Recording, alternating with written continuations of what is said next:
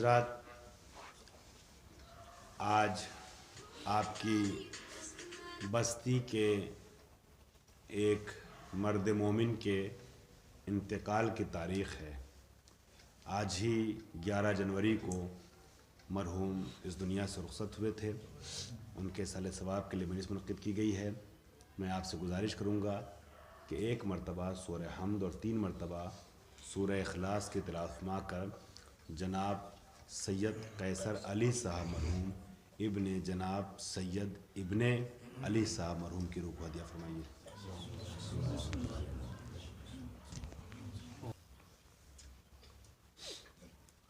لا حول ولا قوة الا باللہ العلی العظیم۔ اعوذ باللہ من الشیطان اللعین الرجیم۔ بسم اللہ الرحمن الرحیم۔ الحمد للہ الذی ہدانا لہذا وما كنا لنهتدی لولا ان ہدانا اللہ الذی علم بالقلم علم الانسان ما لم يعلم الذی لا يبلغ مدته القائلون ولا يحصينا ما العادون ولا يؤدي حقه المجتهدون الذي لا يدركه بعد الهمم ولا يناله غوث الفتن الذي ليس لصفته حد محدود ولا نعت موجود ولا وقت معدود ولا أجل ممدود الذي فطر الخلائق بقدرته ونشر الرياح برحمته وخلق الإنسان بلطفه ووتد بالصقور ميدان أرضه ثم الصلاة والسلام والتحية والإكرام على سيد الأنام أبي القاسم المصطفى محمد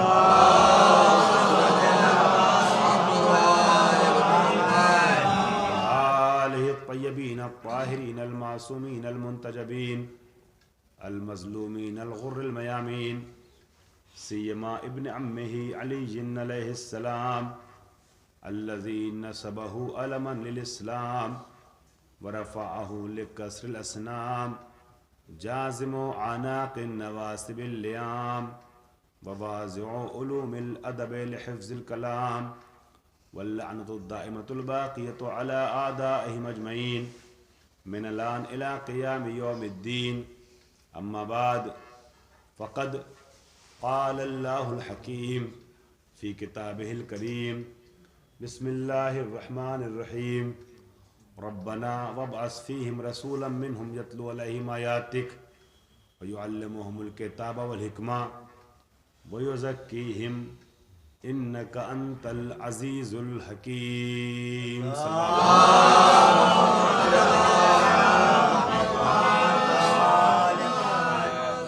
یہ مائک کون سا آپ دیکھتے ہیں؟ مجھے لگ رہا ہے کہ بار بار آواز کچھ ٹکرا رہی ہے اور کچھ خرخراہٹ ہے آواز میں۔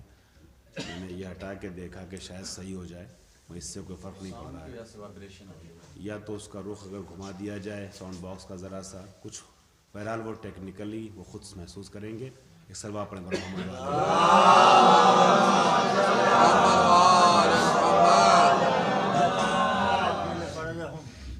عزیزان گرامی، میں نے بعض شہروں، بستیوں اور علاقوں میں یہ محسوس کیا ہے کہ وہاں کے مومنین تبلیغی گفتگو کو بہت غور اور خوض سے، بہت توجہ سے سماعت فرماتے ہیں اور پسند کرتے ہیں۔ بعض علاقوں کے مومنین فضائل پر، تولا اور تبرہ پر مشتمل گفتگو کو بہت انہماک سے سننا پسند کرتے ہیں، لیکن یہاں کی اس علم دوست بستی کے بارے میں میرا 24 گھنٹے کے اندر جو آبزرویشن ہے، جو نتیجہ میں نے نکالا ہے، وہ یہ ہے کہ یہاں بیلنس برقرار ہے۔ یہاں دونوں طریقے کی گفتگو کو لوگ پسند کرتے ہیں اور پسند کرنا بھی چاہیے۔ اس لیے کہ تبلیغی گفتگو پیغامات آل محمد ہے، بے شک، اور فضائل کی گفتگو معارف آل محمد ہے۔ کیا کہنا، واہ، عاشق آل محمد کے لیے وہ بھی ضروری ہے اور یہ بھی ضروری ہے۔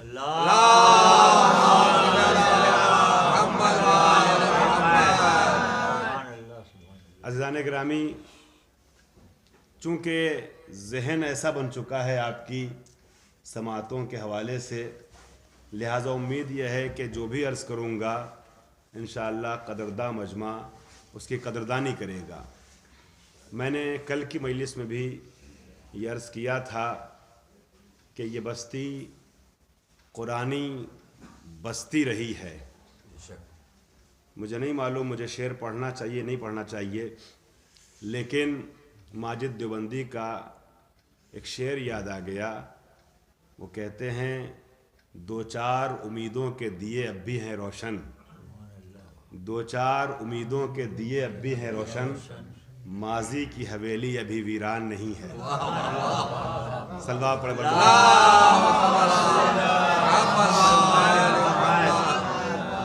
تو یہ محسوس کرتے ہوئے کہ قرآنی شعائیں یہاں سے اس بستی سے پوری دنیا یا کم سے کم پورے بر صغیر تک پھیلی ہیں، میں آپ کے سامنے جناب ابراہیم کی قرآنی دعائیں اور ان کے جوابات عنوان کے تحت کچھ باتیں عرض کرنا چاہوں گا۔ آج کی اس مجلس میں یہ تو اور خراب ہو گیا مائک، صلوات پڑھیں محمد والے۔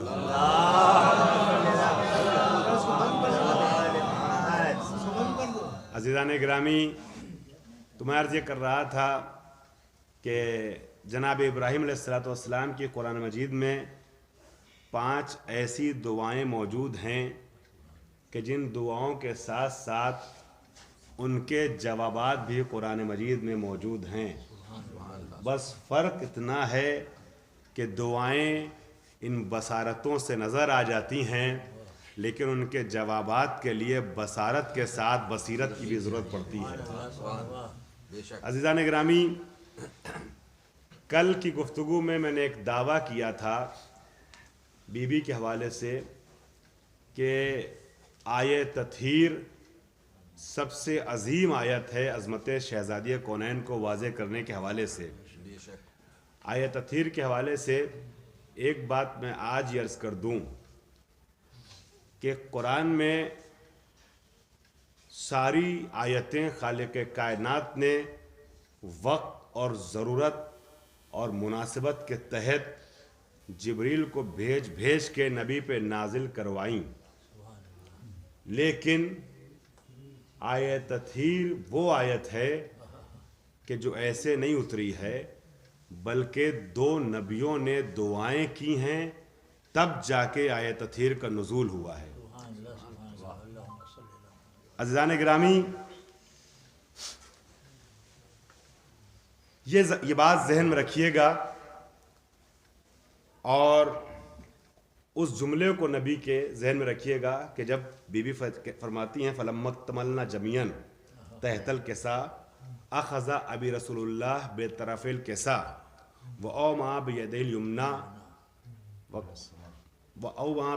إلى السماء وقال اللهم إن هؤلاء أهل بيتي وخاصتي وحامتي لحمهم لحمي ودمهم دمي يؤلمني ما يؤلمهم ويحزنني ما يحزنهم أنا حرب لمن حاربهم وسلم لمن سالمهم وعدو لمن عاداهم ومحب لمن أحبهم إنهم مني وأنا منهم فاجعل صلواتك وبركاتك ورضوانك وغفرانك علي وعليهم وأذهب عنهم الرجس وطهرهم تطهيرا۔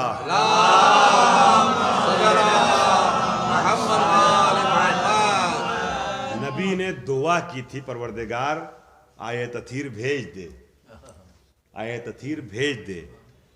اس دعا کے بعد خالق کائنات نے آسمان پہ چادر کے نیچے آنے والوں کا قصیدہ پڑھا ہے، پہلے تعارف کرایا ہے، اور اس کے بعد جبریل کو آیت تطہیر کا ہدیہ لے کے بزم رسالت مآب میں بھیجا ہے، اور جبریل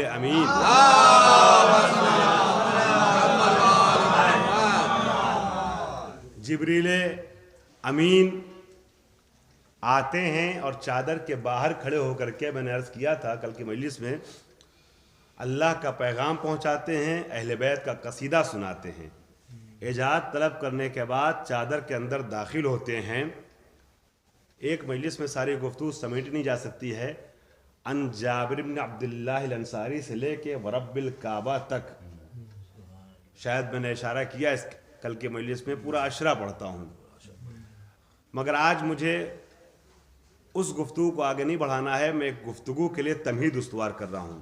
اور جب اندر آ گئے اجازت طلب کرنے کے بعد، تب وہ ہدیہ پیش کیا، اور یہ کہتے ہوئے ان اللہ قد اوحی الیکم، اللہ آپ سب پر وحی نازل کرتا ہے، یقول، اور یہ کہتا ہے کہ انما یرید اللہ، یقولو تک جبریل نے اپنی طرف سے جملہ کہا کہ اللہ وحی نازل کرتا ہے اور یہ کہتا ہے، پھر آیت پڑھی کہ کیا کہتا ہے، انما یرید اللہ سے لے کے تطہیرہ تک آیت تطہیر سنائی۔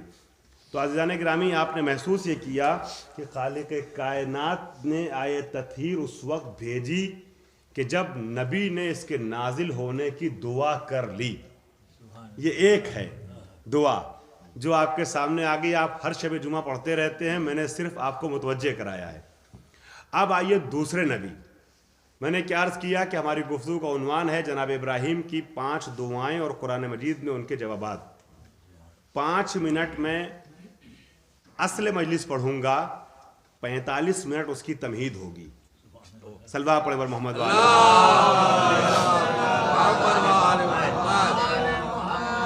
ایک اہم گوشہ پیش کرنے کے لیے یہ تمہیدی مراحل استوار کر رہا ہوں، وہ گوشہ ہی اتنا اہم ہے کہ ایسی تمہید چاہیے۔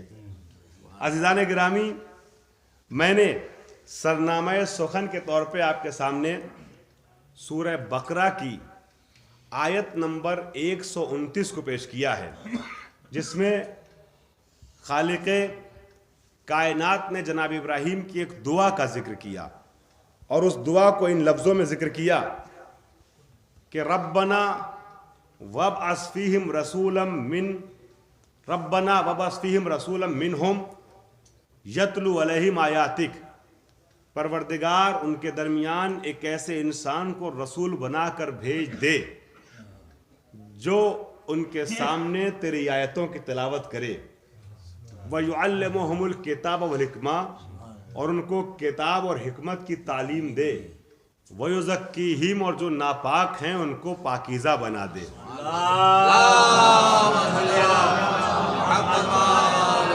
ان کے نفسوں کو پاک کرے، انک انت العزیز الحکیم، اے پروردگار بے شک تو صاحب عزت و حکمت ہے۔ یہ دعا کی۔ عزیزان گرامی، اس دعا کا سلسلہ اس کے پہلے کی 2 آیتوں سے شروع ہوتا ہے۔ آیت نمبر 127 اور 28 اعلان ہوتا ہے وَإِذْ يَرْفَعُ إِبْرَاهِيمُ الْقَوَاعِدَ مِنَ الْبَيْتِ وَإِسْمَاعِيلُ رَبَّنَا تَقَبَّلْ مِنَّا إِنَّكَ أَنْتَ السَّمِيعُ الْعَلِيمُ، جب ابراہیم اور اسماعیل نے خانہ کعبہ کے ستونوں کو بلند کر دیا، خانہ کعبہ کی تعمیر کر دی، تو دست سوال کو بلند کرتے ہوئے عرض کیا پروردگار ہماری طرف سے اس عمل کو قبول فرما لے، بے شک تو قبول کرنے والا ہے، سننے والا ہے، سب کچھ جاننے والا ہے۔ اور پھر دعا کے سلسلے کو آگے بڑھاتے ہوئے عرض کیا ربنا وجعلنا مسلمین لک، توجہ چاہ رہا ہوں، ربنا وجعلنا مسلمین لک ومن ذریتنا امتا مسلمتا لک، پروردگار ہمیں اپنا مسلمان بنا دے، اپنے آگے سر تسلیم خم کے رہنے والا قرار دے، اور میری نسل میں ایک ایسی امت کو چلا جو امت مسلمہ ہو۔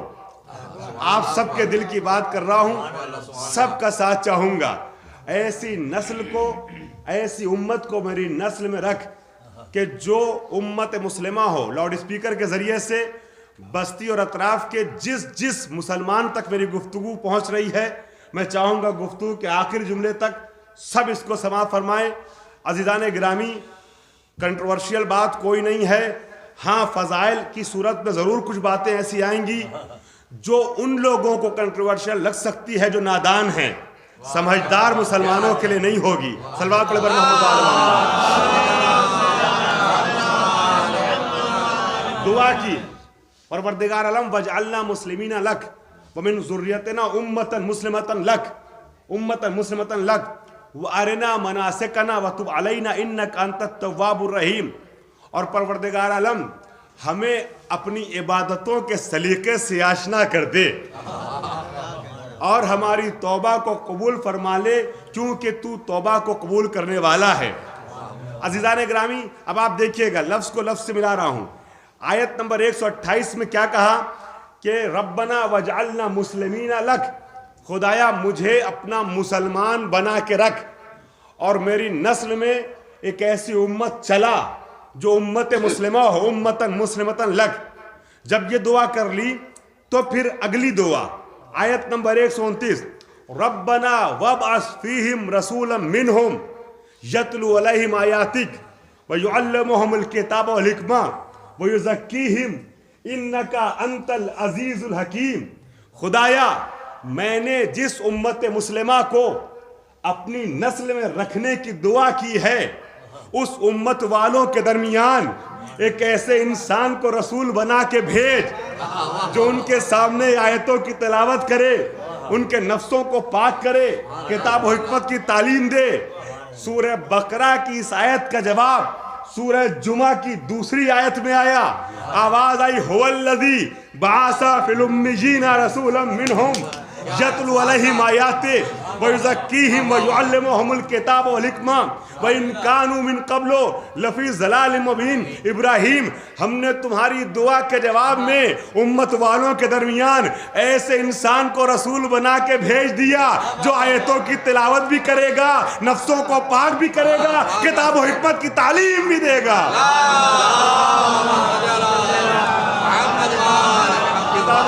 किताब और हिकमत की तालीम भी देगा। हमने एक बार मिलकर सल्लल्लाहु अलैहि वसल्लम,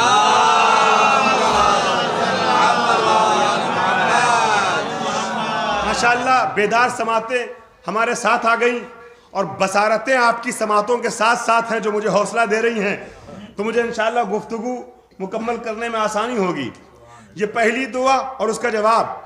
अब अगर इसी एक दुआ और उसके जवाब की वजाहत करूंगा तो एक मजलिस का वक्त कम पड़ जाएगा। यहां से कम एक लफ्ज तो समझ में आ गया।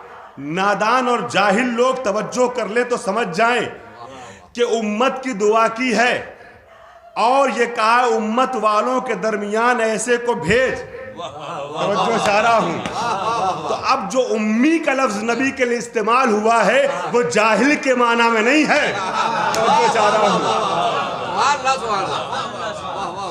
बाशऊर हजरात की समातों तक मेरी बात पहुंच गई, उसको ज्यादा एक्सप्लेन करने की गुंजाइश मेरे पास नहीं है। आगे बढ़ रहा हूं क्योंकि मुझे आपको 5वीं दुआ तक लेके जाना है। पहली दुआ और उसका जवाब आ गया। दुआ सूरह बकरा में, जवाब सूरह जुमा में। दूसरी दुआ, ऐसी दुआ पेश कर रहा हूं कि जो दुआ आप सबके ज़हनो दिल से मानूस दुआ है। आयत पढ़ूंगा, दुआ और जवाब आपके जहन में गर्दिश करने लगेगा। एक ही आयत में दुआ भी है और जवाब भी है। सूरह बकरा की आयत नंबर 124। आवाज आई, व इज़िब्तला इब्राहीम रब्बहू बिकलिमातिन फ़अतम्महुन्ना काला इन्नी जाइलुका लिन्नासि इमामा काला व मिन ज़ुर्रियती काला ला यनालु अहदी ज़ालिमीन। मौलाइयों और गदीरियों और मजलिसी हजरात, मजलिसी अंदाज से, गदरी अंदाज से जुमला सुनना बेदारी के साथ। इब्राहीम अलैहिस्सलाम के लिए कुरान ने ऐलान किया, जब इब्राहीम इम्तिहानात में कामयाब हो गए तो हमने उन्हें लोगों का इमाम बनाया। जैसे ही इमामत मिली, दस्त सवाल को बुलंद करते हुए अर्ज किया, खुदाया मेरी नस्ल में भी इमामत रख दे। दुआ की, मेरी नस्ल में भी इमामत रख दे। आवाज कुदरत, क्या हाँ नहीं कहा अल्लाह ने, नहीं भी नहीं कहा, बल्कि अल्लाह ने ना हाँ कहा ना नहीं कहा, एक कसौटी बताई, एक मेयार बताया और आवाज दी, ला यनालु अहदी ज़ालिमीन। ऐ इब्राहिम, ये मेरा ओहदा है जो जालिमीन तक यानी गुनहगारों तक नहीं पहुंचेगा। 2 लफ्ज पे रोकूंगा आपको 1 मिनट के लिए। ला यनालु अहदी, اہدی یا متکلم کی طرف مضاف ہے، یعنی یہ منصب امامت میرا عہدہ ہے۔ بہت سنبھل کے جملہ کہہ دوں، امامت منصب الہی ہے، بدو عرب کے گھر کی کھیتی نہیں ہے۔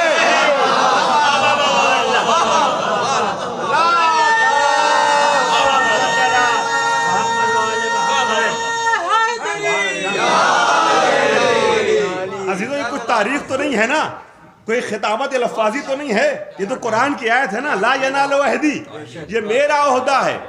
جو کس تک نہیں پہنچے گا؟ ظالموں تک نہیں پہنچے گا۔ جا کے دونوں فریق کے ترجموں کو دیکھیے گا، میری بات پہ چاہے بھروسہ نہ کیجئے، کتاب اٹھا کے دیکھیے، جو جس ترجمے کو مانتا ہے اس ترجمے کو دیکھے۔ مترجمین نے ظالمین کا معنی کیا لکھا؟ لا ینال عہد الظالمین، ظلم یعنی گناہ، یہ میرا عہدہ ہے جو ظالمین تک یعنی گنہگاروں تک نہیں پہنچے گا۔ اب میں مسلمانوں سے پوچھنا چاہتا ہوں، صرف دعوت فکر دیتے ہوئے، مسلمانوں انصاف سے بتانا، بت پرستی، شرک و بت پرستی یہ گناہ ہے کہ نہیں ہے؟ شرک و بت پرستی یہ گناہ ہے کہ نہیں ہے؟ امام صادق علیہ السلام نے ارشاد فرمایا ہے، چھوٹے بھائیوں کو جہاں تک بات پہنچے ایک پیغام بھی دے دوں، پیغام دینے کے لیے گھنٹے بھر کی اسپیچ کی ضرورت نہیں ہوتی، 1 منٹ کا ایک جملہ کافی ہوتا ہے۔ امام فرماتے ہیں 2 طریقے کے گناہ ایسے ہیں جن کی معافی ممکن نہیں ہے، یا تو مشرک جو اللہ کا کسی کو شریک قرار دے، کتنے بھی اچھے عمل دنیا میں انجام دے دے، اس کو اچھے عمل کی جزا اللہ دنیا میں دے دے گا، مگر آخرت میں اس کا ٹھکانہ جہنم ہے، جنت میں نہیں جا سکتا۔ اُزْلِفَتِ الْجَنَّةُ لِلْمُتَّقِينَ، اللہ نے اعلان کر دیا ہے جنت متقین کے لیے ہے، کافروں کے لیے نہیں ہے، بت پرستوں کے لیے نہیں ہے، مشرکوں کے لیے نہیں ہے۔ اب آپ اعتراض بھی نہ کیجئے گا، اتنے اچھے اچھے کام کرنے والا اللہ کو نہیں مانتا تو کیا ہوا؟ اچھا کام تو کرتا ہے، اچھا انسان بھی جنت میں نہیں جائے گا۔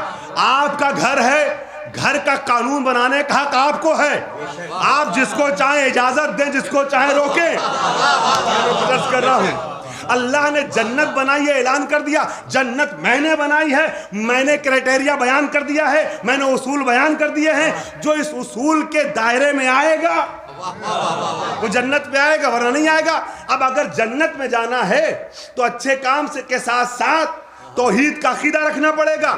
تو ایک یہ گناہ ہے جس کی معافی ممکن نہیں ہے۔ دوسرا گناہ کیا ہے؟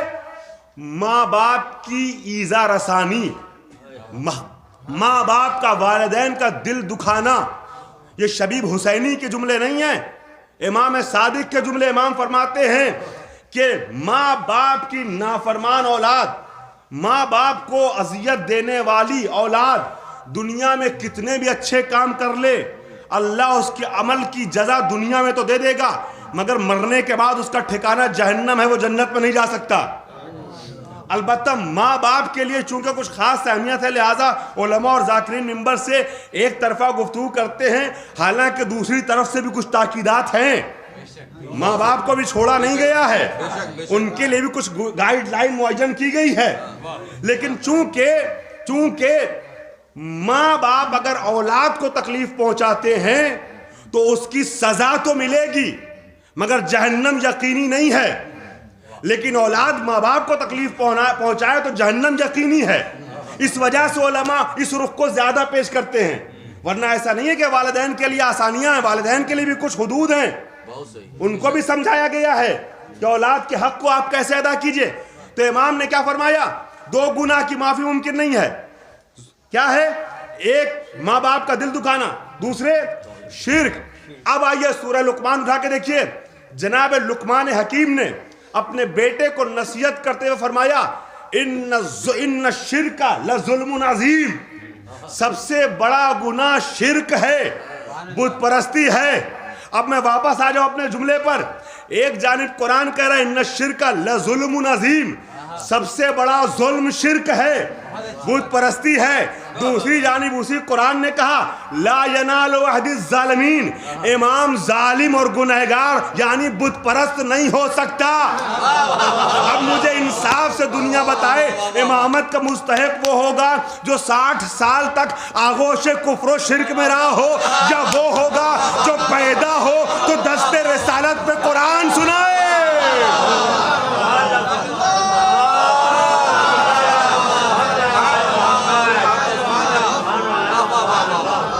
آپ لوگ صلوات پڑھتے ہوئے ذرا سمٹ کے آگے آ جائیے گا، پیچھے جگہ.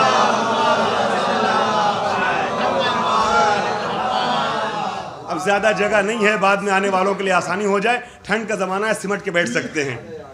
البتہ کوئی آج کل چل رہی وبا کی وجہ سے سوشل ڈسٹینسنگ بنا رہے تو اس پہ میں تاکید نہیں کروں گا، اس لیے کہ یہ بھی بجا ہے اور صحیح ہے. ایک صلوات پڑھیں پر محمد وآل محمد. تو میں عرض یہ کر رہا تھا کہ ایک ہی آیت میں دعا بھی ہے اور جواب بھی ہے. دعا یہ ہے کہ خدایا میری نسل میں امامت رکھ دے. اللہ نے جواب میں کہا ہاں تمہاری نسل میں امام بناؤں گا مگر اسے جو معصوم ہوگا، جو معصوم ہوگا. یہاں پہ بھی رکوں تو ذاکرین جانتے ہیں کہ 1 گھنٹہ کم پڑ جائے گا، لہٰذا آگے بڑھ رہا ہوں. تیسری دعا بہت بیدار مجمع ہے، میں چوتھی دعا کے طور پیش کرتا، تیسری دعا کو تمہید بناتا چوتھی دعا کے لیے، مگر بیدار سماعتیں ہو گئی ہیں تو چوتھی دعا تیسرے ہی مرحلے میں پیش کر رہا ہوں. علی والوں کے سامنے پیچھے تک کا مجمع میرے ساتھ چل رہا ہے، بہت توجہ چاہتا ہوں. جناب ابراہیم کی ایک دعا آج کی اس مجلس میں ہدیے کے طور پہ آپ کے حوالے کر رہا ہوں. عزیزان گرامی، جناب ابراہیم نے دعا کی وَاجْعَلْ لِي لِسَانَ صِدْقٍ فِي الْآخِرِينَ، پروردگار عالم آخری دور میں کسی کو میرے لیے لسان صدق بنا کے بھیج دے، سچائی کی زبان بنا کے بھیج دے، میرا انٹرپریٹر بنا کے بھیج دے، میرا ترجمان صدق بنا کے بھیج دے. بولے وہ، سچائی میری ظاہر ہو، باتیں وہ کرے، سچا لوگ ابراہیم کو کہیں. اللہ اکبر. وَاجْعَلْ لِي لِسَانَ صِدْقٍ فِي الْآخِرِينَ. آخرین کس زمانے کو کہتے ہیں؟ زمانے کو علماء نے 3 حصوں میں بانٹا ہے. زمانے اولا جناب آدم سے لے کر کے جناب نوح تک کا زمانہ جب دنیا ختم ہو گئی، پھر سے آباد ہوئی جناب نوح کے ذریعے. جناب نوح سے لے کر کے حضور تک کا زمانہ زمان وسطیٰ ہے. حضور سے لے کے صبح قیامت تک کا زمانہ زمان آخرین ہے. ابراہیم نے دعا کیا کی؟ وَاجْعَلْ لِي لِسَانَ صِدْقٍ فِي الْآخِرِينَ. خدایا کسی کو آخری دور میں میرے لیے لسان صدق بنا کے بھیج دے. جوانوں میری بات توجہ سے سننا، تحفہ حوالے کر رہا ہوں. مسلمانوں ابراہیم کی دعا قبول ہوئی یا نہیں ہوئی؟ کون ہے لسان صدق ابراہیم کے لیے؟ یہ ہو نہیں سکتا کہ خلیل خدا کی دعا قبول نہ ہو. اگر قبول ہوئی ہے تو بتاؤ جواب کہاں ہے؟ تمہیں ملے تو ٹھیک ہے، ورنہ ہم پتہ بتاتے ہیں. سورہ مریم میں اٹھا کے دیکھو، جواب آ گیا وَجَعَلْنَا لَهُمْ لِسَانَ صِدْقٍ عَلِيًّا.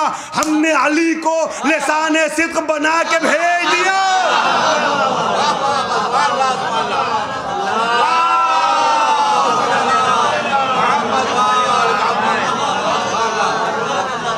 ہم نے علی کو لسان صدق بنا کے بھیج دیا. اکثر لوگ سوال کرتے ہیں علی کا نام قرآن میں ہے یا نہیں ہے. ہم نے پتہ بتایا، سورہ مریم اٹھا کے دیکھیے.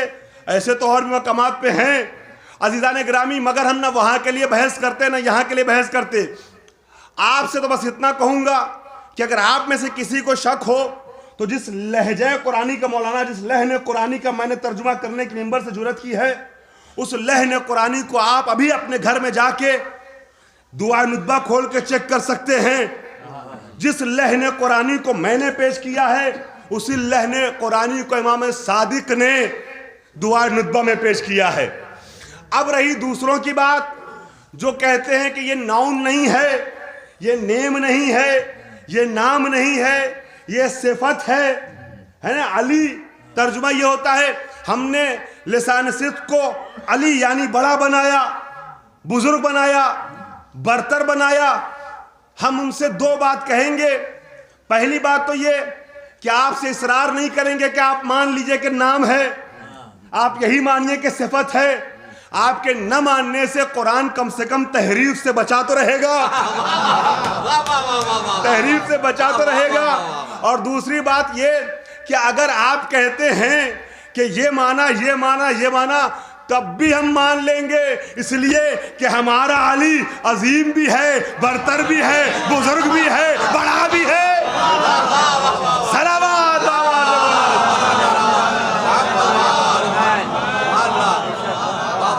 سب لوگوں کو سلامت رکھے. ذکر اہل بیت سن کر کے دل کی گہرائی سے آپ صلوات پڑھتے ہیں.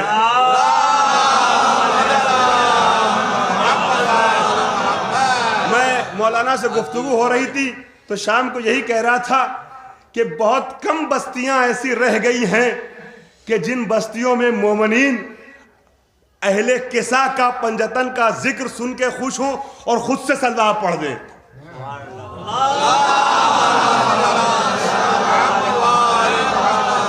مگر یہاں وہ پرانا معیار ابھی باقی ہے جو ہم نے بچپنے میں کہیں کہیں دیکھا اور بڑوں سے سنا ہے بزرگوں سے. وہ معیار الحمدللہ باقی ہے. عزیزان گرامی شکر گزار ہوں آپ کی بہترین سماعتوں کا. تیسری دعا اور جواب آپ کے سامنے پیش کر دیا. اب آئیے چوتھی دعا. یہاں پہ بھی ایک پیغام دینا چاہوں گا. دعا میں فضائل کی وادی میں چلتے ہوئے ایک پیغام آل محمد دینا چاہوں گا. جناب ابراہیم کی ایک اور دعا ملی. قرآن میں ایک سورہ ہے, میں ایک بار پھر گزارش کروں گا آپ لوگ تھوڑا سا اس طرف آ جائیے. صلوات پڑھتے ہوئے جگہ نہیں ہے اس طرف, صلوات پڑھ ادھر آ جائیں. کچھ لوگ اندر بھی آ سکتے ہیں, اندر دونوں طرف جگہ. ادھر پیچھے دیوار کی طرف آپ سے چچا میں آپ سے گزارش کروں, ادھر پیچھے دیوار کی طرف آنی, باہر ٹھنڈا بھی ہوگا. جی آ جائیے, اب اندر آ جائیے. جو لوگ بزرگ ہیں وہ ادھر دیوار کی طرف آ سکتے ہیں اندر. آپ بھی آ رہی تشریف لائے, ادھر دیوار کی طرف جگہ ہے.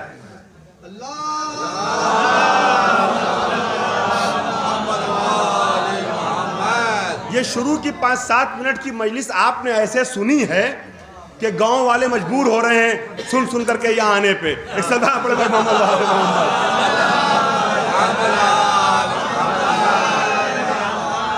تو عزیزان گرامی چوتھی دعا قرآن میں سورہ ہے جی, سورہ ابراہیم.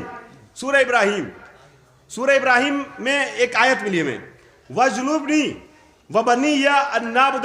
ایک صلوات پڑھ محمد والے.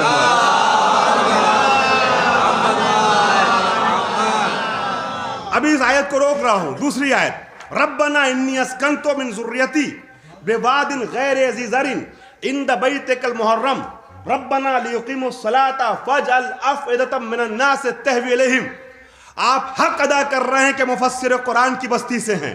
توجہ چاہ رہا ہوں, ایک صلوات پڑھ محمد والے. جناب ابراہیم علیہ السلام نے جب جناب ہاجرہ اور جناب سارہ کو, جناب ہاجرہ اور جناب اسماعیل کو خانہ کعبہ کے پاس لا کے مکے کی بے آب و گیا سرزمین پہ بسایا ہے, تو ایک دعا کی ہے, ربنا انی اسکنت من ذریتی بواد غیر ذی زرع. پروردگار میں اپنی ذریت کو, بعض ذریت کو, وہی ذریت کے جس میں نسل, جس میں امامت پروان چڑھے گی اس نسل میں, اس بعض ذریت کو تیرے محترم مقدس گھر کے پاس بسا کے جا رہا ہوں. ربنا لیقیموا الصلاۃ, پروردگار تاکہ یہ نمازیں قائم کریں. ربنا لیقیموا الصلاۃ, یہ یاد رکھیے گا جو نسل علوی ہے, خاندان علوی, خاندان عبد المطلب, خاندان بنی ہاشم, نبی اکرم, مولائے کائنات, پنجتن پاک, یہ سب اسی نسل اسماعیلی میں ہیں. بے شک. اور اس نسل اسماعیلی کو جب یہاں بسایا ہے نا جناب ابراہیم نے, پہلی بات تو یہ نہیں کہا کہ میں چھوڑ کے جا رہا ہوں. اکثر ترجمہ ہو جاتا ہے کہ خدایا میں تیرے گھر کے پاس چھوڑ کے جا رہا ہوں. عزیزان گرامی, ایک ماں کو شیرخوار بچے کے ساتھ بے آب و گیا سرزمین پہ لاوارث چھوڑ کے چلا جانا, یہ خلاف حکمت عمل ہے جو نبی نہیں کرتا. بے شک. بے شک. لہذا یہ نہیں کہا کہ چھوڑ کے جا رہا ہوں. اسکن تو میں سکونت دلا کے جا رہا ہوں. عربی میں مسکن کہتے مکان کو, رہنے کی جگہ کو. میں بسا کے جا رہا ہوں, میں بسا کے جا رہا ہوں. کیوں بسا کے جا رہا ہوں؟ تاکہ یہ نمازیں قائم کریں, یعنی خود بھی پڑھیں اور پڑھوائیں بھی. لیقیموا الصلاۃ. بھائی یہ نسل ذہن میں آ گئی نا, اس نسل سے مجھے آگے بھی کام ہے. اسی نسل میں علی اور پورا خاندان علی ہے, جس نسل کو بسا کے ابراہیم نے کہا اس لیے بسا رہا ہوں تاکہ یہ نماز پڑھیں بھی اور پڑھوائیں بھی. عزیزان گرامی, ہم میں دو ہی طریقے کے لوگ ہیں. کوئی وہ ہے جو کہتا ہے, سب کہتے ہیں نا علی والے, کوئی کہتا ہے کہ ہم نسل علی میں ہیں اس لیے علی والے. کوئی کہتا ہے ہم عاشق علی ہیں اس لیے علی والے. دعویٰ خوب کریں ہم کہ ہم علی والے ہیں, مگر یاد رہے قرآن نے کسوٹی دی ہے، ربنا لیقیموا الصلاۃ، لام عربی میں ریزن کو، سبب کو، وجہ کو سمجھانے کے لیے آتا ہے۔ لیقیموا الصلاۃ، ہم اس لیے بسا کے جا رہے ہیں تاکہ نمازیں قائم کریں۔ عزیزان گرامی، اس نسل کو خانہ کعبہ کے پاس اقامہ صلاۃ کے لیے ابراہیم نے بسایا ہے، تو جو علی والا ہے وہ بے نمازی نہیں ہو سکتا۔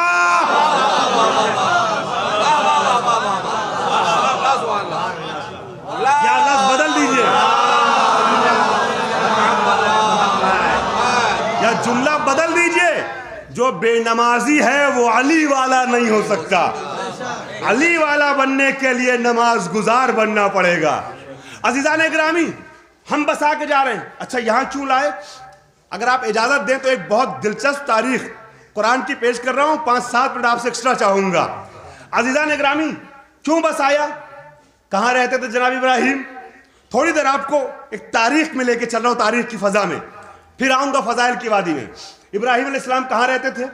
سرزمین بیت المقدس پہ، فلسطین کی سرزمین، شام سے نزدیک فلسطین کی سرزمین پہ جناب ابراہیم رہتے تھے، سرزمین بیت المقدس پہ، وہاں رہتے تھے۔ یہاں کیوں لائے؟ سینکڑوں اور ہزاروں کلومیٹر کے فاصلے پہ جناب ہاجرہ اور جناب اسماعیل کو یہاں کیوں لے آئے؟ عزیزان گرامی دیکھیے، کبھی کبھی بڑے بڑے لوگوں کی چھوٹی چھوٹی غلطی بڑے بڑے فائدے اپنے پیچھے لیے ہوتی ہے۔ میرے اس جملے کو ذہن میں رکھیے گا۔ رہتے تھے فلسطین میں، لا کے بسایا ہے یہاں مکے کی سرزمین پہ۔ کیوں؟ اس لیے کہ جناب ابراہیم علیہ السلام کی شریک حیات تھی جناب سارہ۔ جناب سارہ بوڑھی ہو گئی تھیں، جناب ابراہیم بھی 80 سال پار کر چکے تھے، ان کے یہاں اولاد نہیں ہے۔ عزیزان گرامی، اب جناب ہاجرہ جو جناب سارہ کی کنیز تھیں، اور کیسے کنیز بنی جناب سارہ کی، کس طریقے سے جناب سارہ مصر میں گئی اور بادشاہ مصر کے ساتھ واقعہ پیش آیا ہے، وہ ایک الگ تاریخ ہے، پھر کبھی پیش کروں گا۔ بادشاہ مصر نے اس پاکیزہ خاتون کو اہتمام مشیت کے تحت جناب سارہ کی کنیزی میں دیا، جناب ہاجرہ کو۔ جناب ہاجرہ کو لے کے جناب ابراہیم کے ساتھ جناب سارہ مصر سے فلسطین واپس آتی ہیں۔ ایک سفر پہ گئے تھے یہ لوگ، وہاں سے واپس آئے۔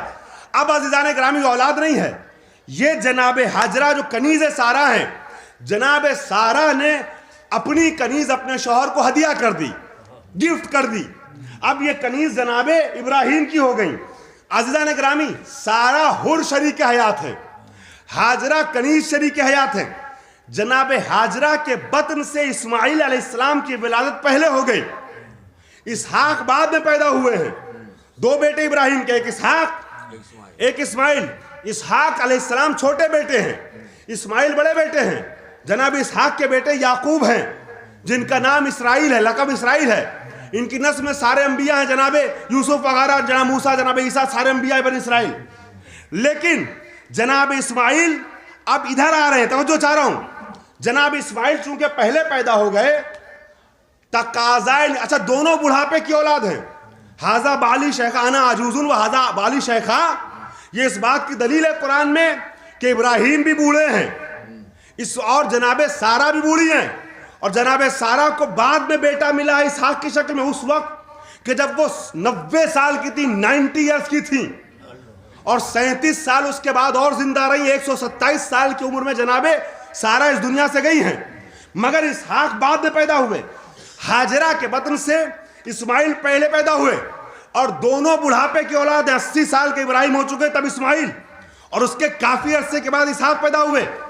جب شریک حیات نے فرشتے کے ذریعے دی گئی بشارت کے جواب میں کہا انا عجوزن وہذا بالی شیخہ، آلے دو یا وائلتی آلے دو، ارے کیسے میں اولاد بچہ جنم دوں گی، بچہ جنوں گی، میں تو بوڑھی ہوں، میرا شوہر بوڑھا ہو گیا ہے۔ تو فرشتے پلٹ کے کہتے ہیں کہ رحمت خدا سے مایوس نہ ہو، اللہ جب جسے جو جہاں جس طرح جیسے چاہے عطا کرتا ہے۔ رحمت خدا پر بھروسہ رکھو۔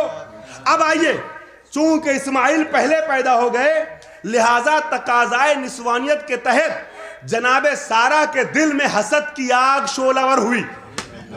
تقاضائے نسوانیت کے تحت بہت احتیاط سے آگے بڑھنا ہے چونکہ جناب سارہ معصوم کی زوجہ بھی ہیں, معصوم کی ماں بھی ہیں. معصوم کی زوجہ بہک سکتی ہے, ماں نہیں بہکتی. اللہ اکبر. میں کچھ عرض کر گیا, مجھے نہیں معلوم میں اپنی بات پہنچا سکا نہیں پہنچا سکا. معصوم کی ماں کبھی نہیں بہک سکتی. اور ایک جملہ آ گیا ذہن میں تو عرض کر دوں مولانا کہ جو ایک نبی کی اور ایک معصوم کی ماں ہو اسے سارہ کہتے ہیں, اسے ہاجرہ کہتے ہیں. جو 11 معصوموں کی ماں ہو اسے فاطمہ کہتے ہیں.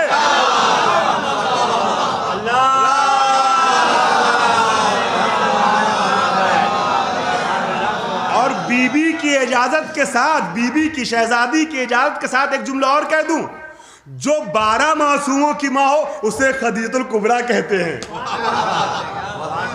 اسے خدیجہ کہتے ہیں, معمولی خاتون نہیں ہے. اب سنیے, جناب سارہ کہ یہاں تقاضائے نسوانیت کے تحت حسد کی آگ شعلہ ور ہوئی کہ ان کو مجھ سے دور کر دیجئے. ہو سکتا ہے حسد نہ ہو, اس وجہ سے کہا ہو کہ یہ سامنے رہیں گے تو اپنی کمی کا احساس ہوتا رہے گا, ہے نا. کہا کہ آپ ان کو مجھ سے دور کر دیجئے. اب آج سے تقریباً 4500 سال قبل کتنا دور کر دیتے کہ دور ہوتا ہے نا. 10-20 کلومیٹر بہت تھا, 50 کلومیٹر بہت تھا. کہاں سرزمین فلسطین بیت المقدس, کہاں سرزمین حجاز مکے کی سرزمین. اب میں جملے پہ واپس آ جاؤں کہ کبھی کبھی بڑے بڑے لوگوں کی مولائیوں, پورے مجمع کا ساتھ چاہوں گا اس جملے پہ. علی والو, علوی بن کے جملہ سننا. بڑے بڑے لوگوں کی چھوٹی چھوٹی غلطیاں بڑے بڑے فائدے اپنے پیچھے لیے ہوتی ہیں.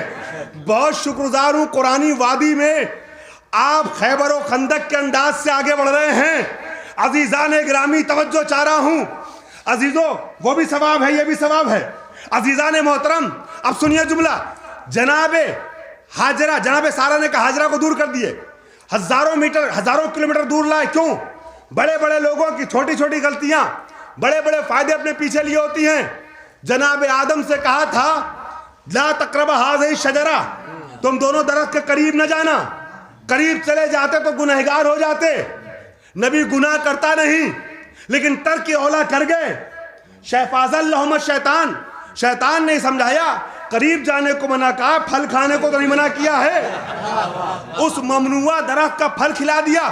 یہ چھوٹی سی معاف کیے غلطی میں کہہ رہا ہوں, نبی کے لیے غلطی کا لفظ استعمال کرنا بھی غلطی ہے, مگر زبان کی تنگی کی وجہ سے جملہ کہہ رہا ہوں, ترک اولا کا ترجمہ غلطی کر رہا ہوں.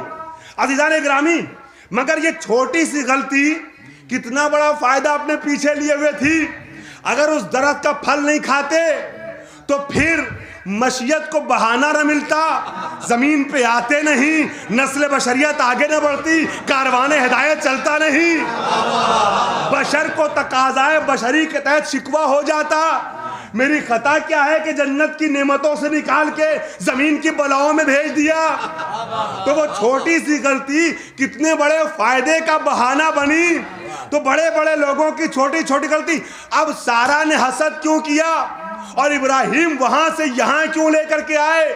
بھائی بات دراصل یہ ہے کہ اسی مکے کی سرزمین پہ, علویو توجہ, اسی مکے کی سرزمین پہ ایک عظیم انسان کو آنا ہے جس کا نام ہوگا ابو طالب, اور ایک عظیم خاتون کو آنا ہے جس کا نام ہوگا فاطمہ بنت اسد. ان دونوں کے انضمام سے ایک بچہ پیدا ہوگا جس کا نام علی ہوگا, اور علی کو پیدا خانہ کعبہ میں ہونا ہے.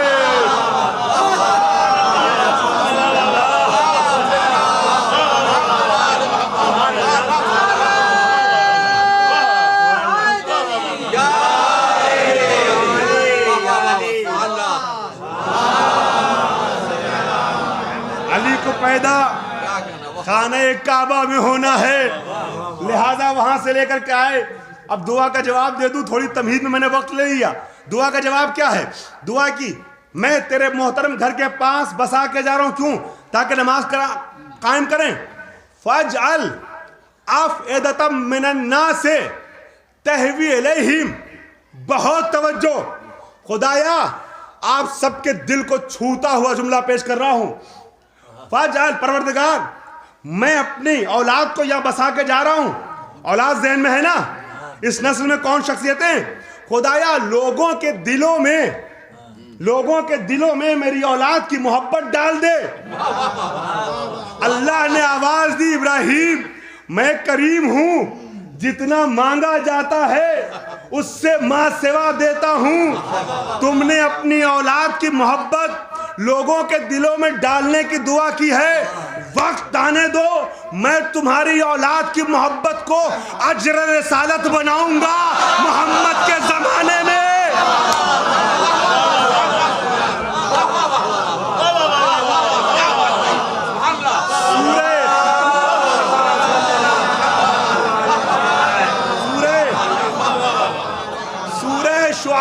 جواب آیا سورہ شعراء میں، اس دعا کا جواب آیا، قُلْ لَا أَسْأَلُكُمْ عَلَيْهِ أَجْرًا إِلَّا الْمَوَدَّةَ فِي الْقُرْبَى. صلوات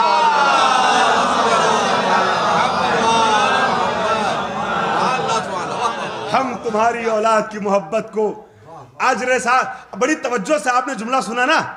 اب میں نے عرض کیا آپ کے دل کو چھوتا ہوا جملہ، تو اب علی کی محبت میں علی والوں کو خوش کرنے کے لیے جملہ کہہ رہا ہوں. توجہ چاہ رہا ہوں، یہ بھی عبادت ہے. علی والوں کو خوش کرنے کے لیے جملہ. فَاجْعَلْ أَفْئِدَةً، اکثر ہماری قوم کے نوجوانوں آپ کے لیے جملہ پیش کر رہا ہوں، آپ کا ساتھ چاہوں گا. اکثر نوجوانوں کو شکوہ ہوتا ہے جب آل محمد اتنے کمال والے تھے تو سب عاشق آل رسول کیوں نہیں ہو جاتے؟ بزرگوں سے بھی دعائیں چاہوں گا، سب عاشق آل محمد کیوں نہیں ہو جاتے؟ سب کیوں نہیں ان سے محبت کرتے؟ اس سوال کا جواب اسی آیت میں چھپا ہوا ہے. عربی زبان میں من جو آتا ہے، من لفظ من، یہ تبعیض کو سمجھانے کے لیے آتا ہے. اکثر مقامات پہ اصلی معنی تبعیض کا ہے، تھوڑے کو، بعض کو، کچھ کو سمجھانے کے لیے من آتا ہے. یہ لفظ من آیت میں استعمال ہوا ہے. ابراہیم نے دعا کی تو یہ نہیں کہا کہ لوگوں کے دلوں میں میری اولاد کی محبت ڈال دے. فَاجْعَلْ أَفْئِدَةً مِّنَ النَّاسِ، تمہاری اولاد کی محبت کو اجر رسالت بناؤں گا. میں نے آپ سے کہا تھا 45 منٹ کی تمہید 5-7 منٹ کی گفتگو کے لیے ہوگی. جب تمہید آپ نے ایسے سنی تو اصل میٹر کے لیے مجھے کچھ سوچنے کی ضرورت نہیں ہے. عزیزان گرامی، آئیے 5ویں دعا اور اس کا جواب عرض کر رہا ہوں. اتنا معتبر مجمع ہے کہ دعا میں پڑھوں گا، جواب کا مفہوم آپ کے ذہن میں آئے گا. اسی مکے کی سرزمین پہ دعا کرتے ہوئے جناب ابراہیم جہاں اپنی نسل کو بسایا ہے، نسل ابراہیمی ذہن میں ہے نا، دعا کرتے ہوئے کہتے ہیں وَجْنُبْنِي وَبَنِيَّ أَن نَعْبُدَ الْأَصْنَامَ. خدایا مجھے اور میرے بیٹوں کو بت پرستی کی نجاست سے بچا لے، بت پرستی کی نجاست سے بچا لے. عزیزان گرامی توجہ، جواب سورہ ابراہیم کا 33ویں سورے کی 33ویں آیت میں آیا. ابراہیم تم نے اپنی اولاد کو نجاست سے، بت پرستی کی نجاست سے بچانے کی دعا کی ہے. ارے میں ایسا کریم ہوں کہ جتنا مانگا جاتا ہے اس سے کہیں زیادہ دیتا ہوں. تم نے ایک نجاست سے بچانے کی دعا کی ہے، میں تمہاری اولاد کو کائنات کی ساری نجاستوں سے بچاؤں گا. چادر کے نیچے آنے تو دو. انما یرید اللہ.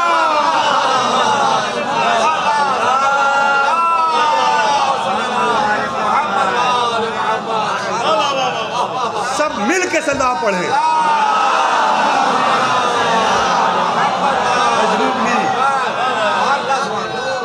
خدا آپ آپ سب کے چہرے پہ ایسی ہنسی ہمیشہ برقرار رکھے، آپ کے چہرے ہمیشہ ایسے ہی کھلتے رہیں اور کھلے رہیں۔ عزیزان گرامی، دعا کی خدایا میری اولاد کو نجاستوں سے بچا لے، بت پرستی کی نجاست سے بچا لے۔ آواز آئی جواب میں، ابراہیم میں تمہاری اولاد کو کائنات کی ساری نجاستوں سے بچاؤں گا، چادر کے نیچے آنے تو دو، انما یرید اللہ۔ اب عزیزان گرامی، ابھی تک جو ذکر چل رہا تھا وہ آپ کو پسند ہے، اب آخر میں 5 منٹ وہ ذکر کرنا چاہتا ہوں جو میرے مولا حیدر کرار کو پسند ہے۔ اس دعا کو کیے ہوئے تقریباً 2500 سے 3000 سال کا عرصہ گزرا۔ اسی مکے کی سرزمین پہ ایک عظیم انسان آیا جسے دنیا یتیم عبداللہ محمد رسول اللہ کے نام سے جانتی ہے۔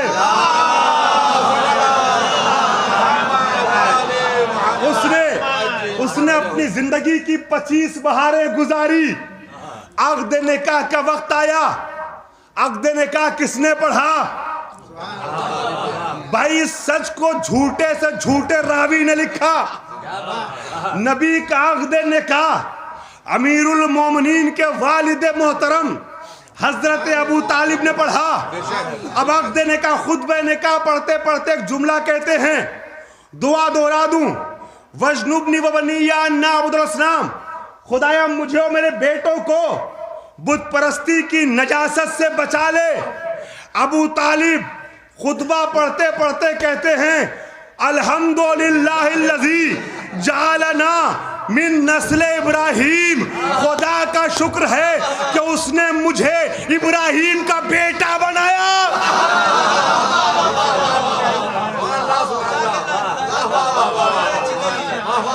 جیسا باشعور مجمع ہے شاید ویسے میں پہنچا نہیں سکا، جملہ آگے بڑھا رہا ہوں۔ آواز آئی، خدایا تیرا شکر ہے کہ تو نے مجھے ابراہیم کا بیٹا بنایا۔ آپ نے عقد پڑھتے ہوئے علماء کو دیکھا ہے نا، ہے الگ الگ فرقے کے لوگوں کو دیکھا ہو، مولویوں کو۔ کیا کبھی کسی مولوی کو دیکھا کہ جب نکاح پڑھ رہے ہوں تو اپنی تعریف کریں، اپنا قصیدہ پڑھیں؟ بھئی دستور عقد تو یہی ہے نا کہ خطبہ نکاح میں تعریف یا خدا کی ہوتی ہے یا رسول کی۔ میں کہوں گا ابو طالب یہ اپنا کلمہ، اپنی تعریفیں، اپنا قصیدہ کیوں پڑھ رہے ہیں؟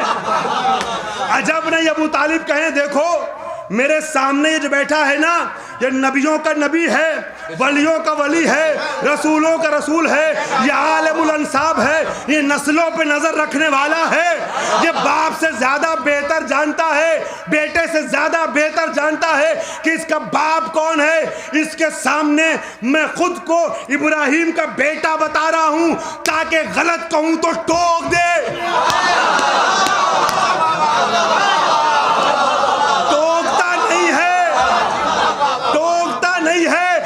مطلب یہ ہوا کہ ابراہیم کا بیٹا میں بغیر کسی شجرے اور عقیدے کی خرابی کے ہوں، اور اب اگر میں ابراہیم کا بیٹا ہوں تو قرآن کی روشنی میں بت پرستی کی نجاست میرے قریب نہیں آ سکتی۔ صلوات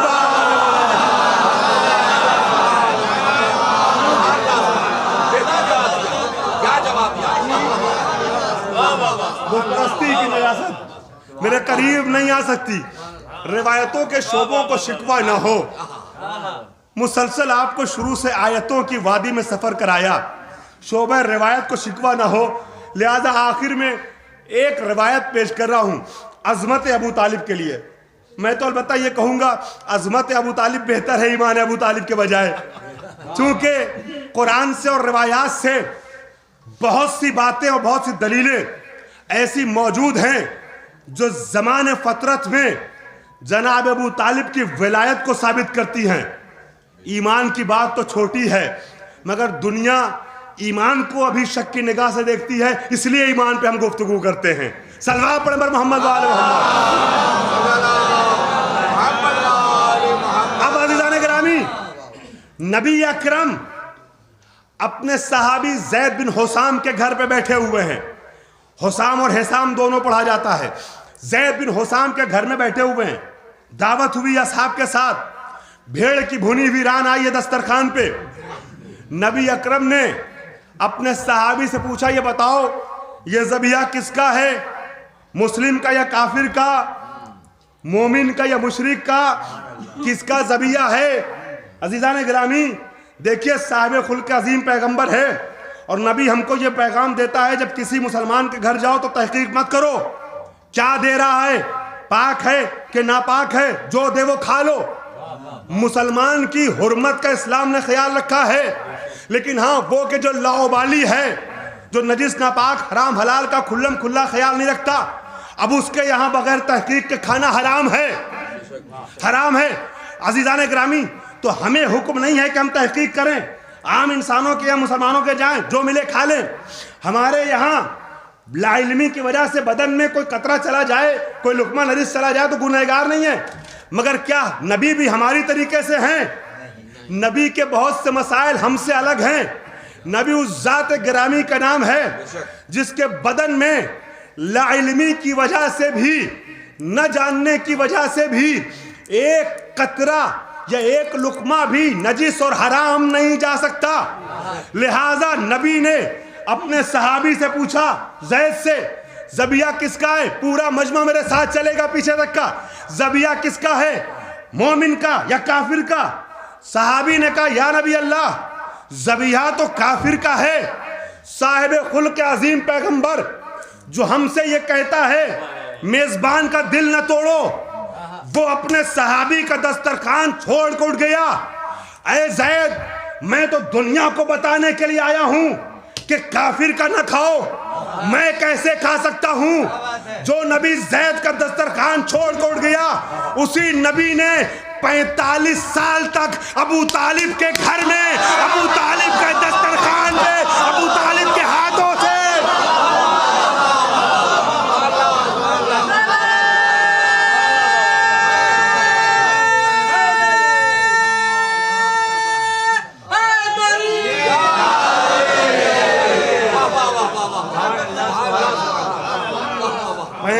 سال تک ابو طالب کے گھر میں، ابو طالب کے دسترخوان پہ، ابو طالب کے ہاتھوں سے کھانا کھایا. کیا نبی ہماری طریقے سے ہیں؟ گھر میں کچھ اور باہر کچھ ہیں؟ یہاں صحابی کی بات آئی دسترخوان چھوڑ دیا، وہاں چچا کی بات ہے تو پارٹی بازی کر رہے ہیں. اب نہ کہنا، ورنہ ابو طالب سے پہلے نبی کے اخلاق پہ لفظوں کو سنبھال کر رہا ہوں، کوئسچن مارک لگ جائے گا. عزیزان گرامی آخری جملہ فضائل کا اس بیداری سے آپ نے سنا ہے، لہٰذا یہ جملہ تحفے کے طور پہ حوالے کر رہا ہوں. عزیزان محترم ایمان ابو طالب، عظمت ابو طالب پر قرآن اور روایات سے بہت سی دلیلیں موجود ہیں.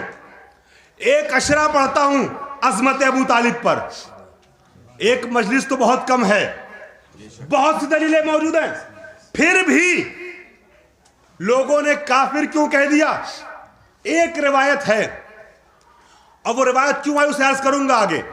صرف ایک روایت، کھوکھلی روایت جو وہاں سے چلی اور یہاں تک آ گئی. ایک یہودی راوی جو اسلام کی نقاب ڈال کے سن 7 ہجری یعنی فتح خیبر کے بعد مسلمان ہو گیا تھا یہی سب کام کرنے کے لیے. سلوات پڑھے پر محمد.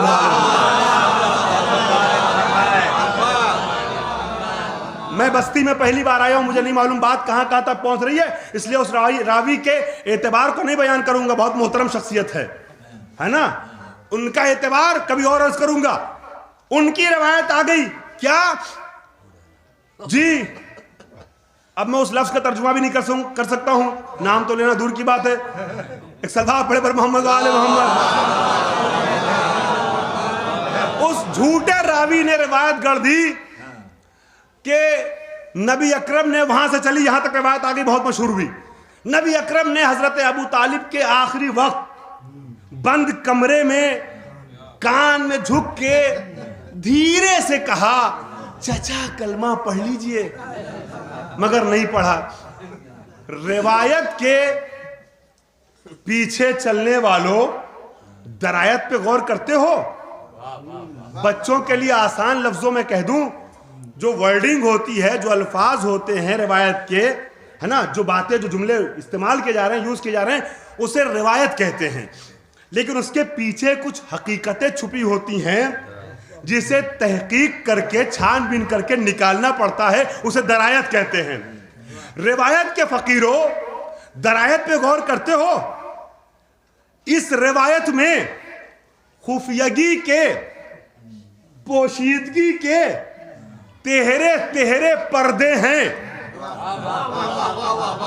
بند کمرے میں ایک, کان میں جھک کے دو, دھیرے سے کہا تین.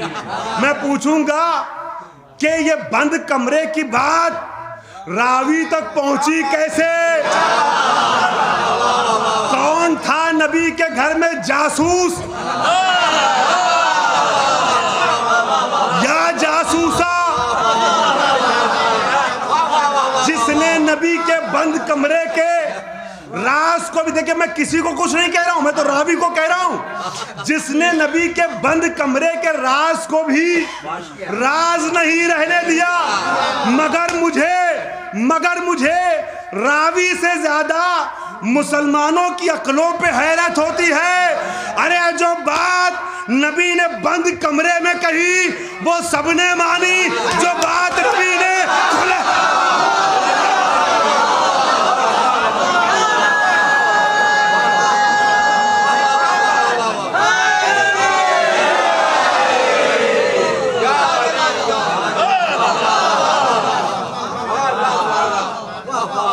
جو بات نبی نے کھلے میدان میں سب کو دکھا کے سب کو سنا کے کہی, وہ کسی نے نہ مانی. ایک سلوات پڑھیں حضرات میں.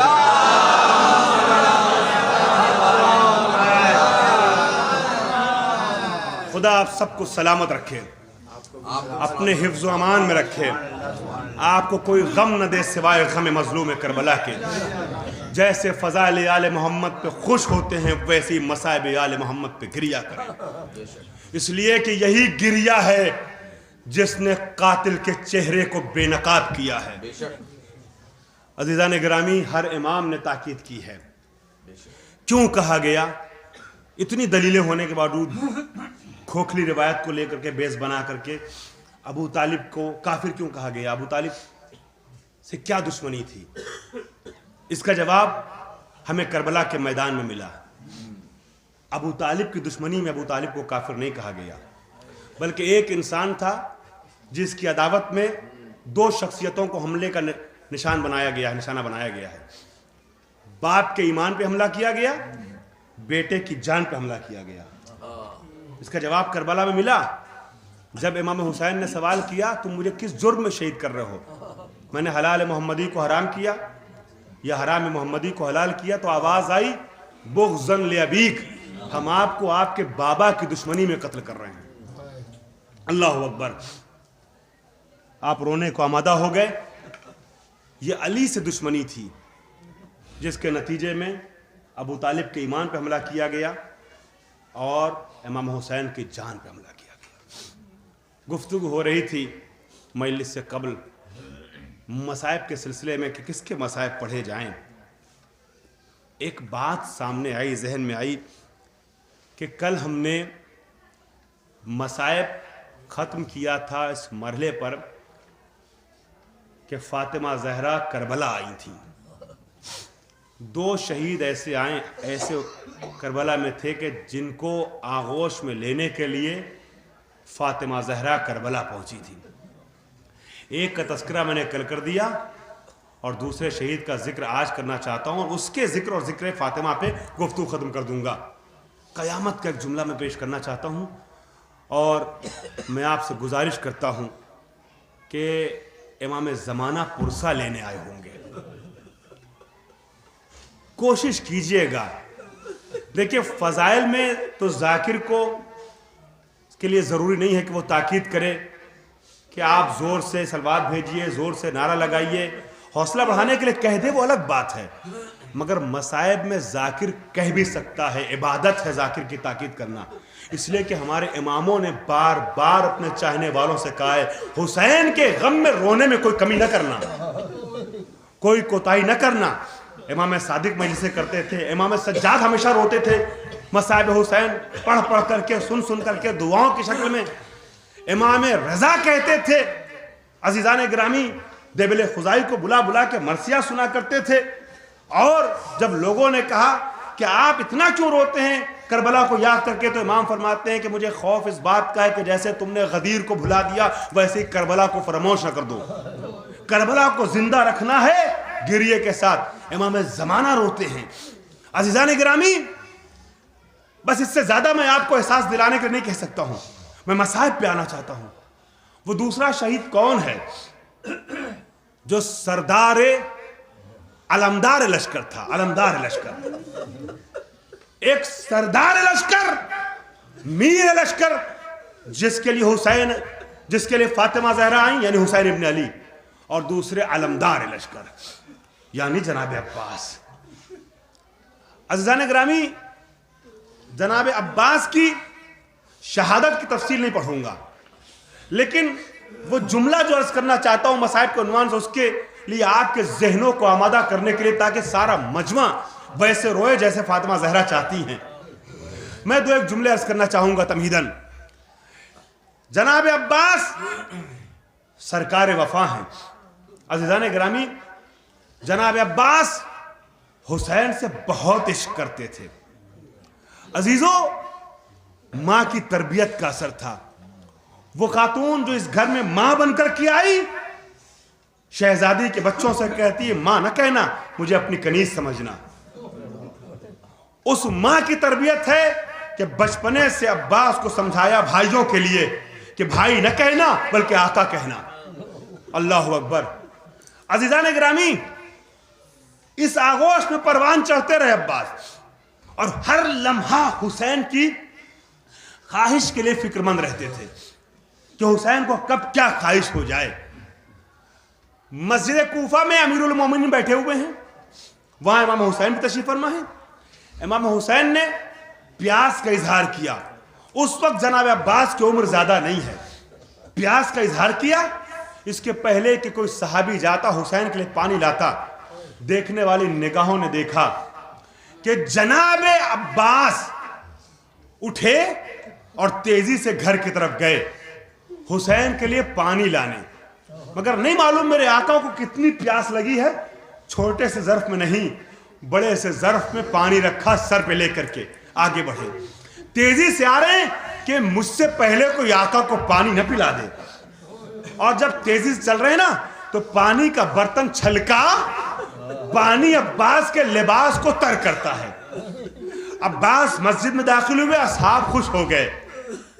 علی مرتضیٰ کی آنکھوں میں آنسو آ گیا. مولا کائنات آنسو بہانے لگے. اصحاب نے کہا مولا, یہ تو بھائی کے لیے بھائی کی محبت دیکھ کے خوش ہونے کا مقام ہے, آپ رو کیوں رہے ہیں؟ کہ مستقبل کا جو منظر میری نگاہیں دیکھ رہی وہ تم نہیں دیکھتے. دیکھو آج یہ حسین کے لیے پانی لینے گیا تھا, پانی سے اس کا بدن اور لباس بھیگا ہے. کل یہ حسین کی بچی سکینہ کے لیے پانی لینے جائے گا, اپنے خون میں نہائے گا. اجرک اللہ. وہ سرکار وفا اب سکینہ کے لیے پانی لینے کے لیے چلے. بہت تفصیلی مناظر ہیں, چھوڑ رہا ہوں. عزیزان گرامی, پانی لینے کے لیے فرات طرف بڑھے, پانی لے کے آ رہے ہیں. عزیزو, عباس کے شانے قلم ہوئے, ظالموں نے ظلم کیا, آنکھوں پہ تیر مارا, عباس کے سر پہ گرز لگا. بڑی آسانی سے آپ نے سن لیا. عباس کے چاہنے والوں ذرا محسوس کرنا, سر پہ گرز لگا, میرا مولا چکرا کے زمین پہ آیا. میں ہمیشہ سوچتا رہتا تھا کہ علماء بیان کرتے ہیں, بعض کتابیں لکھتی ہیں کہ عباس اتنے بلند قامت انسان کا نام تھا کہ عرب کا سب سے بلند قامت گھوڑا عباس کا ہوتا تھا, اور اس پہ بھی جب جناب عباس سوار ہوتے تھے تو پاؤں رکاب میں نہیں ہوتے تھے بلکہ زمین پہ خط دیتے ہوئے چلتے تھے. اور گرز جو مارا جاتا ہے وہ تیر کی طریقے سے دور سے نہیں مارا جاتا بلکہ ہاتھ سے مارا جاتا ہے, حملہ کیا جاتا ہے گرز سے. کس نے عباس کے سر پہ گرز مارا؟ مگر عزادارو تڑپ جاؤ گے, तड़प जाओगे। मगर इसका जवाब मुझे उस वक्त मिला जब मुझे ये रिवायत नजर आई। अब्बास की आंखों में तीर लगा था। आप जानते हैं ना कि अगर आंख में एक बाल भी चला जाए, मामूली सा कांटा भी चुभ जाए, जब तक निकल ना जाए आंखों को चैन नहीं मिलता, इंसान सुकून में नहीं आता। तीर लगा था, अब्बास को तीर निकालना था। कैसे निकाले? अब्बास के शाने कलम हो चुके हैं। मेरा मौला घोड़े की पुष्प पे सर को झुकाता है। मौला ने चाहा घुटनों से दबा करके तीर खींचे, जालिम ने गुर्ज मारा। मेरा मौला जमीन पे आया, हुसैन को पुकारा, सलाम किया। हुसैन ने आवाज दी, अलान इनका सरा जहरी अजरुक वल्लाह। आपकी आवाज़ें गिरिया बुलंद हो गई। मगर मैं चाहता हूं एक जुमले पे सब गिरिया करें। दर्दनाक जुमला हवाले कर रहा हूं। यही मंजर वो था जिसने अब्बास की साबिरा मां उम्मुल बनीन को तड़पा दिया था। गौर करना ज़रा, मसाइब सुनने की बात नहीं है, महसूस करने की चीज है। और मैंने अर्ज किया कि मजलिस हुसैन में देख रहा हूं सब रो रहे हैं, मगर आवाज़ गिरिया सबकी बुलंद नहीं है। मैंने अर्ज किया हुसैन की मजलिस में शर्मा शर्मा के नहीं रोना है। आपके पहलू में मुझे नहीं मालूम कहाँ इमाम ज़माना बैठा होगा। हमारे ज़माने का इमाम बैठा होगा। इमाम ज़माना अमामा हटा करके उलमा जो जानते हैं वो बताते हैं कि चीख चीख के रोते हैं। आवाज़ गिरिया में कमी न करना अज़ादारो। एक रिवायत पढ़ रहा हूँ, कयामत की रिवायत। अज़ादारो, ये जुमला, ये मंजर उम्मुल बनीन को तड़पाता है। रिवायत कहती है कि जब जनाब बशीर को अब्बास का अलम, जनाब अब्बास का अलम इमाम सज्जाद देते हैं और ये कहते हैं बशीर जाओ मदीने में हमारे आने की सुनानी सुना दो। बशीर मदीने में दाखिल होते हैं और ये कहते हैं मदीने वालों, मदीना रहने के काबिल न रहा, फातिमा जहरा का लाडला मारा गया। मदीने वालों, हुसैन मारे गए। बशीर ने देखा कि महल्ले बनी हाशिम से जब करीब हुआ ना, देखा एक बीबी है, मुअज्जमा है, नकाबपोश बीबी, जिनकी उंगलियां पकड़े हुए बच्चा चला आ रहा है। उस बच्चे ने अब्बास का अलम बशीर के हाथ में देखा, दौड़ा भागे आया, अब्बास के अलम को छीनते हुए कहा, अरे शेख, मेरे बाबा का अलम तेरे हाथों में कैसे आया?